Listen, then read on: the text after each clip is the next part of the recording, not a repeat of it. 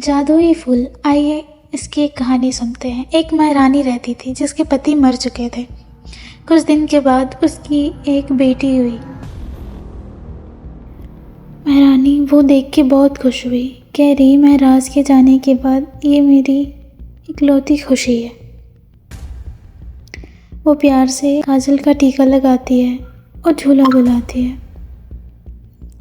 वो बहुत खुश थी अपनी ज़िंदगी से। फिर अचानक से उसकी तबीयत ख़राब हो जाती है। फिर बहुत से हकीम डॉक्टर से दिखाने के बाद उसका कोई समाधान नहीं मिलता है। फिर उसकी दाई माँ को बुलाया जाता है। महारानी कहती है, दाई माँ, अवंतिका की तबीयत ठीक नहीं हो रही है, इसका कोई हल बताओ। तो दाई माँ कहती है, इसका बस एक ही हल है, वो जादूगरनी ही ठीक कर सकती है। ये सुन के महारानी अपना रथ में निकल जाती है। एक झोपड़ी दिखती है। उस झोपड़ी में वो जादूगरनी रहती थी। जादूगरनी कहती है, महारानी मैं तुम्हारा ही इंतज़ार कर रही थी। महारानी बोलती है, आप मेरा इंतज़ार कर रहे थे तो आपको मालूम ही होगा कि मैं किस लिए आई हूँ।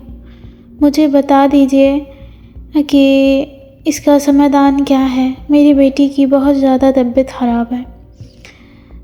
वो बताती है, बस एक ही समाधान है, तुमको अपनी उम्र अपनी बेटी को देनी होगी। मतलब जब वो 15 साल की होगी तब तुम मर जाओगी। महारानी इसको एक्सेप्ट करते हुए कहती है, ठीक है, मुझे मंजूर है, और अपनी उम्र अपनी बेटी को दे देती है। कुछ साल बाद वो सब 15 साल की हो जाती है। उसका जन्मदिन होता है।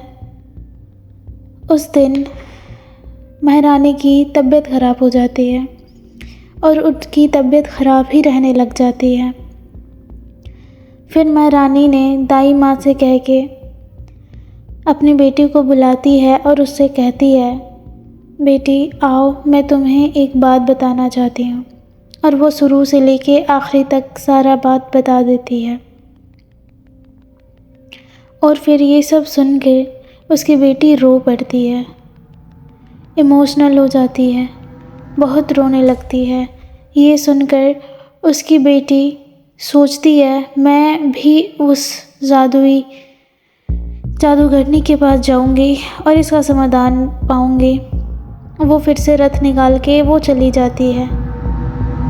फिर से जादूगरनी से मिलती है और वो कहती है, मेरी माँ बहुत बीमार है, प्लीज़ मुझे उसे बचा लीजिए। तो जादूगरनी कहती है, उसे सिर्फ तुम ही बचा सकती हो। तो कहती है, बताइए कैसे। तो कहती है, 7 समुंदर पार जाके तुम्हें एक फूल लाना होगा, वो जादुई फूल है।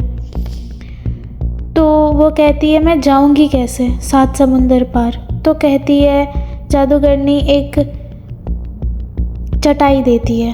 वो कहती है, तुम इसमें बैठ के जाओगी। वो फिर उस चटाई में बैठ जाती है और फिर वो उड़ते उड़ते नदी, नाले, कितने सारे जंगल, घर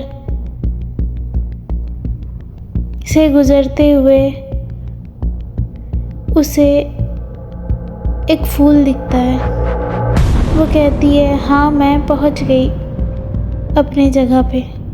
फिर वो उस फूल को उठाती है, उस फूल को तोड़ती है और वो ले जाके जादूगरनी को देती है।